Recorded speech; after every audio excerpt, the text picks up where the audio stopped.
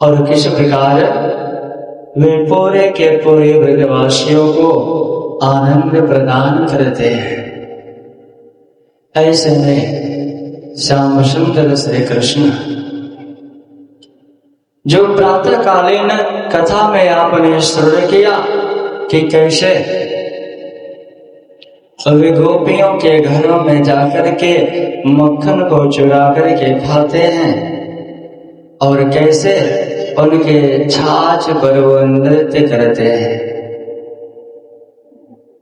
जिनका ध्यान करते हैं कौन? नारद। नारद से सुख व्यास रटे, पछिहारी तहु पुनि पार न पावे। ऐसे परमात्मा, ऐसे कृष्ण का ध्यान करते हैं नारद, सनकादिक ऋषि और सुखदेव जी महाराज, स्वयं वेद व्यास जी, परंतु उनकी महिमा का पार नहीं पाते हैं। वही श्याम सुंदर श्री कृष्ण आज ब्रज में प्रकट होकर के वो गोपियों के यहाँ जाते हैं और ताही अहिर की छोहरिया छछिया बर छाछ पे नाच नचाऊं। वो गोपियों के प्रेम के वशीभूत होकर के जरा से छाछ पे वो नृत्य करते हैं। छाछ का तात्पर्य क्या है? गोपियों का हृदय पूरा का पूरा प्रेम से ओतप्रोत है। गोपियों का हृदय पूरा का पूरा प्रेम से भरा हुआ है। ऐसे में श्याम सुंदर श्री कृष्ण गोपियों के चित्त की बातों को समझकर उनके घरों को जाते हैं और उनके द्वारा बनाए गए माखन को, जो केवल कृष्ण के लिए बनाकर के रखते हैं, बड़े प्रेम से उन्हें ग्रहण करते हैं। सुखदेव जी महाराज राजा परीक्षित से कहते हैं, परीक्षित, भगवान की लीला दिव्य अति दिव्य है और वही लीला हमारे हृदय में प्रवेश कर जाए तो तत्क्षण हमारी मुक्ति हो जाती है। मुक्ति को खोजना नहीं पड़ता है। जहां भगवत लीला हमारे हृदय में विराजमान हुई, तत्क्षण संसार से हमारा कल्याण हो जाता है। सुखदेव जी महाराज राजा परीक्षित से कहते हैं कि हे परीक्षित, एक बार की बात है कि ये जो मथुरा में निवास करने वाली ब्राह्मण पत्नियां हैं, इन्होंने श्री कृष्ण की लीला को सुन रखा है। श्री कृष्ण को ब्रह्म मानती हैं, परमात्मा मानते हैं और उनको अपना इष्ट मान करके भजा करते हैं। और ब्राह्मण पत्नियों की चाहना है कि वो नंद के लाल और कृष्ण हमारे ऊपर कब कृपा करेंगे, कब अनुग्रह करेंगे, कब वो हमारे पास में आएंगे। ऐसे में श्याम सुंदर श्री कृष्ण जो सबके मन के मनोरथ को पूर्ण करने वाले हैं, आज श्याम सुंदर श्री कृष्ण ग्वाल बालों के साथ में गमों को लेकर के चल देते हैं वृंदावन से काफी दूर मथुरा के समीप। और मथुरा के समीप जब पहुंचे तो दोपहर का समय होने को आया। संजोग देखिए, आज कोई भी ग्वाल बाल अपने अपने घरों से कलेवा को लेकर के नहीं गए हुए हैं। ऐसे में मानो श्याम सुंदर श्री कृष्ण,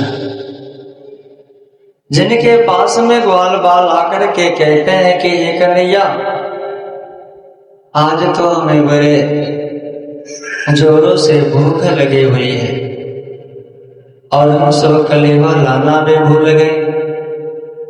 ऐसे में यदि हमें कलेवा नहीं मिला तो तत्क्षण हमारे प्राण निकल जाएंगे। भोजन नहीं मिला तो हमारे प्राण निकल जाएंगे। श्याम सुंदर श्री कृष्ण कहते हैं, ग्वाल बालों, चिंता करने की कोई आवश्यकता नहीं है। यही पास में ब्राह्मण जन स्वर्ग की कामना को लेकर के यज्ञ कर रहे हैं। इसलिए तुम सब जाओ ब्राह्मण जनों के पास में और जाकर के उनसे कहना कि यहीं पे श्री कृष्ण गौओं को लेकर के आए हुए हैं और उन्हें भूख लगी हुई है, तो उन्होंने आपस से कुछ भात मांगे। मानो श्याम सुंदर श्री कृष्ण उन बालों को जब ब्राह्मण जनों के पास में भेजते हैं जहां पे वे यज्ञ कर रहे थे, ग्वाल बाल वहां पे जाते हैं और यज्ञशाला में पहुंचकर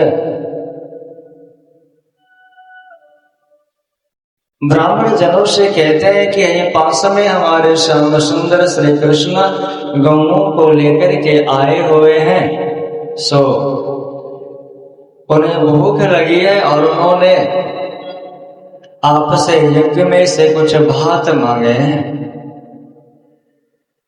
ब्राह्मण जन उनके बातों पे ध्यान नहीं देते हैं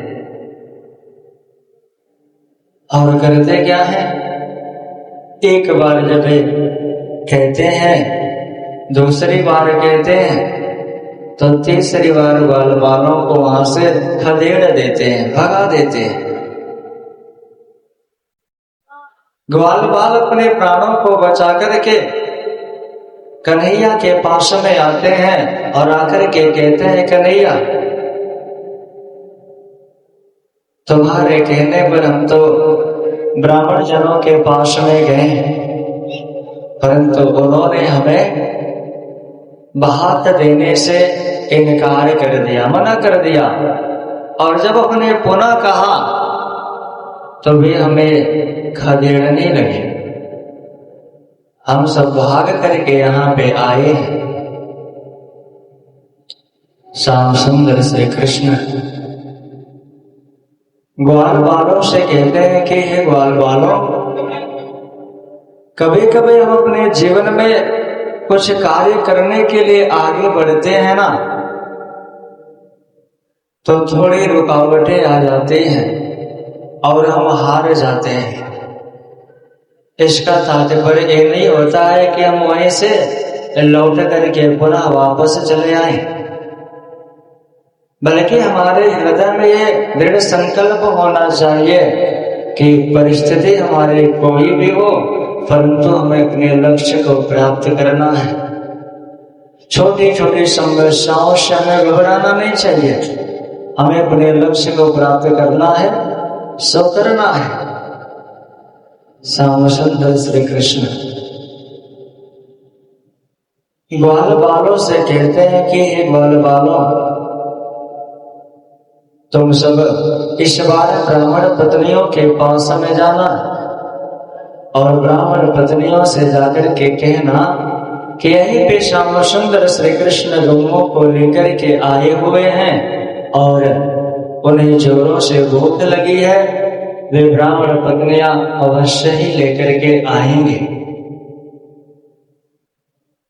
ग्वाल बाल पुनः वहां से जाते हैं ब्राह्मण पत्नियों के पास में और ब्राह्मण पत्नियों से जाकर के कहते हैं कि पास में श्याम सुंदर श्री कृष्ण गौओं को लेकर के आए हुए हैं और उन्हें जोरों से भूख लगी है, सो आप उन्हें भोजन दे दीजिए। जैसे ब्राह्मण पत्नियों ने सुना कि श्याम सुंदर श्री कृष्ण गौओं को लेकर के यहाँ मथुरा के समीप आए हुए हैं, तो उनको ये पूर्ण भरोसा हो जाता है, विश्वास हो जाता है कि वह श्याम सुंदर वो कृष्ण हम पे कृपा करने के लिए ही यहाँ पे आए हुए हैं। बहुत प्रसन्न होते हैं, अपने अपने घरों में सुंदर पकवान को बनाती हैं और थाल को सजा करके लेकर के चल पड़ती हैं श्री कृष्ण की ओर।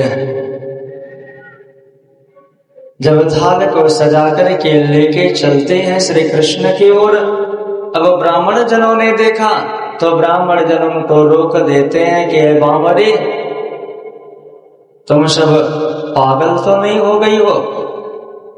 एक थाल सजा करके व्यंजन बना करके कहां पे लेकर के जा रही हो? तो वे ब्राह्मण पत्नियां कहती हैं कि हे पतिदेव, हमारे श्याम सुंदर हमारे कृष्ण गौओं को लेकर के ये पास में आए हुए हैं और उनको भोजन कराने के लिए हम सब जा रहे हैं। धन्य है हम जो हमारे हाथों से श्री कृष्ण भोजन की कामना करते हैं। हाथ जोड़ करके ब्राह्मण पत्नियां जाना चाहते हैं, परंतु ब्राह्मण जनों ने रोक देते हैं। ब्राह्मण पत्नियां भाव से कहती हैं क्या? जय हो मैं कांता तिहारी बले बले, जय हो मैं कांता तिहारी, देखन देव पिया मदन गोपाला, व्याकुल सुरत हरारे, जय हो मैं कांता तिहारी बले बले, जय हो मैं कांता तिहारी। ब्राह्मण पत्नियां हाथ जोड़ करके अपने पतियों से कहते हैं कि हे पतिदेव, आप हमें जाने से मत रोकिए। देखन देवो पिया मदन गोपाला, श्री कृष्ण के स्वरूप का दर्शन करने के लिए हमारे नेत्र व्याकुल हो रहे हैं। ऐसे श्री कृष्ण जो हमको हमारे ऊपर कृपा करके हमारे पास आए हुए हैं, तो तुम सब हमें रोकने का प्रयास मत करो। हमारी शुद्धता हमको देखने के लिए व्याकुल हो रही है। मानव ब्राह्मण जन कहते हैं कि बाबरे, तुम सबको का हो गयो है? तुम सब अबला हो, मूर्ख हो, गंवार नार हो। हम सब तो वेदों का पठन पाठन करने वाले उच्च कोटि के ब्राह्मण हैं। हम तो विप्र वेद के वक्ता, परंतु आप तो अनारी हो। तुम सब क्या जानो कि वह कौन है? ब्राह्मण पत्नियां कहते हैं कि हमें बहुत अच्छे से पता है कि वह कौन है। ब्राह्मण जन कहते हैं कि लोक लाज मर्यादा सबका हरण करके तुम सब जाना चाहते हो। तो ब्राह्मण पत्नियां कहते हैं पतिदेव, लोक और वेद सब तो उनके नाम का गुणगान करता है, उनके यश का गुणगान करता है। उनको मिल जाने के उपरांत ही लोक और परलोक दोनों बन जाता है। हमें मत रोकिए, हमें श्याम सुंदर श्री कृष्ण का दर्शन करने के लिए जाने दीजिए। ब्राह्मण पत्नियों से ब्राह्मण जन कहते हैं, वह तो वही राघव अनचरवाहे,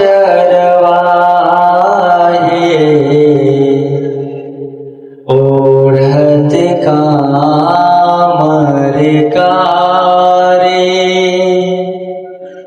जूठ न खाता हिरन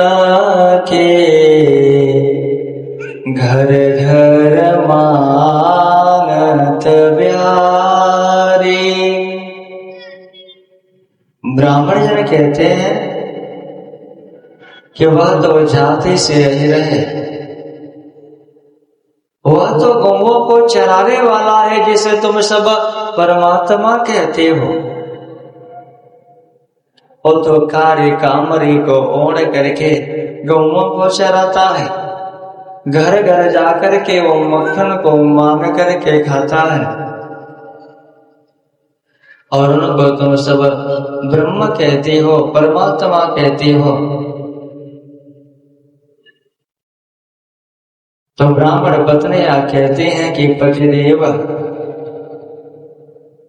तुम क्या जानो कि वो कौन है? सुनो, हम तुम्हें बता रहे हैं।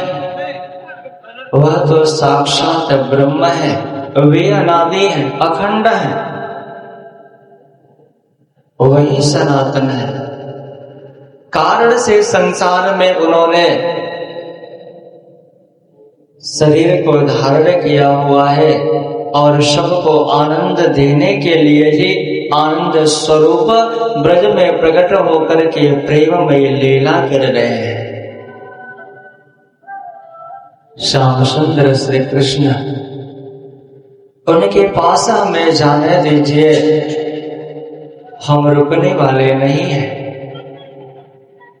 ब्राह्मण जन लाख समझाने का प्रयास करते हैं कि ब्राह्मण पत्नियां रुक जाएं, परंतु वो मानने को तैयार नहीं है। भला आनंद रस का पान करने के लिए किसी को मिल रहा है तो वो तुच्छ भोगों में अपने जीवन को कैसे व्यर्थ में गंवा सकते हैं? वे ब्राह्मण पत्नियां कहते हैं, पतिदेव कितना हो रोकने का प्रयास करोगे, परंतु हम रुकने वाले नहीं हैं। हम तो श्री कृष्ण का दर्शन करने के लिए जाएंगे। ऐसे में ब्राह्मण जन कहते हैं कि यदि घर से बाहर निकले तो आज से तुम्हारा और हमारा संबंध समाप्त हो जाएगा। आज से तुम घर में दोबारा मत आना। परंतु ब्राह्मण पत्नियां कहती हैं कि हमें यह मंजूर है।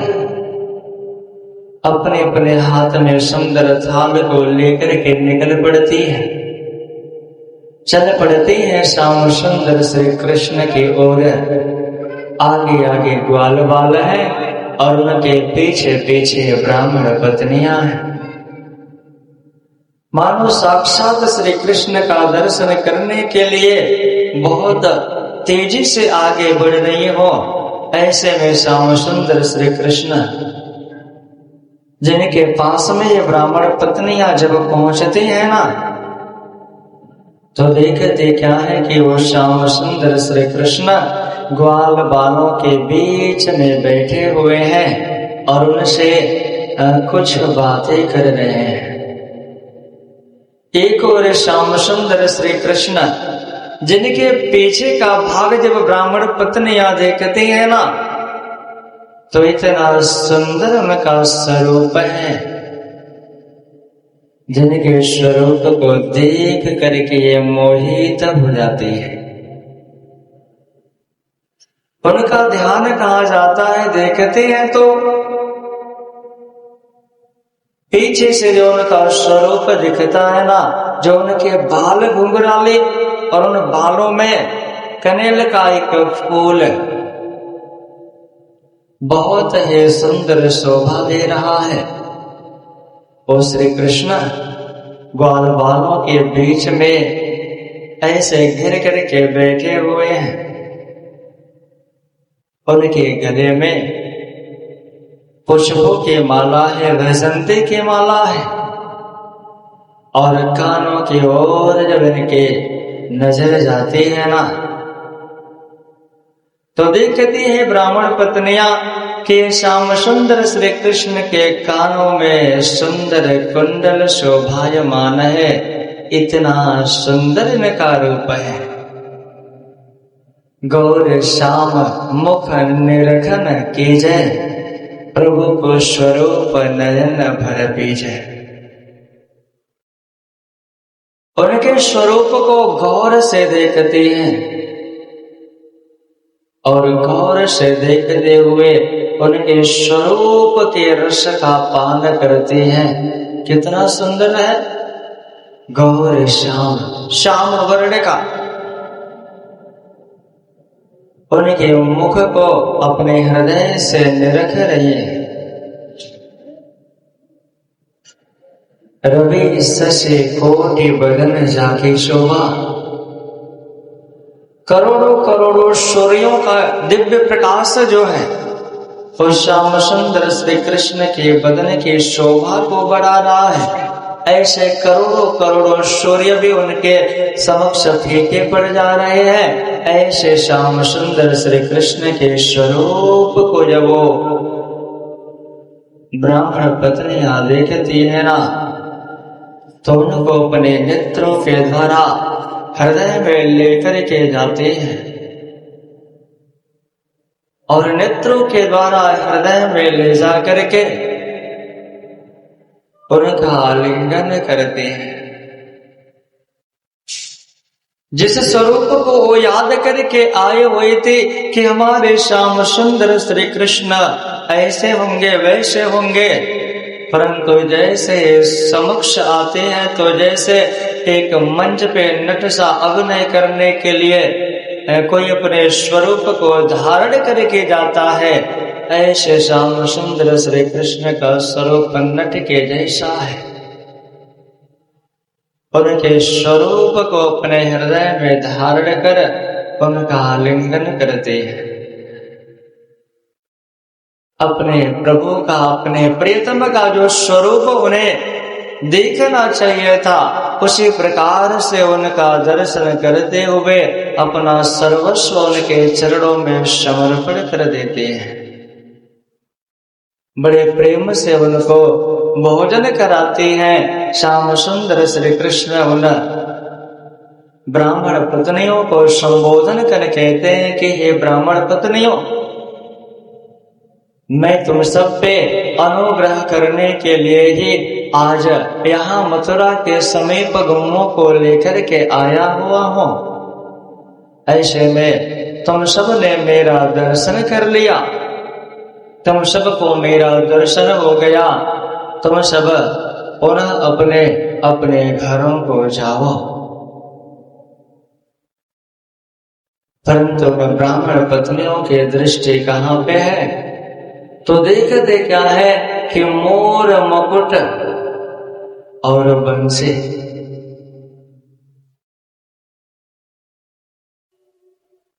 मोर मुकुट कर मुरली सोहे, नटवर भेष निरखे मन मोहे।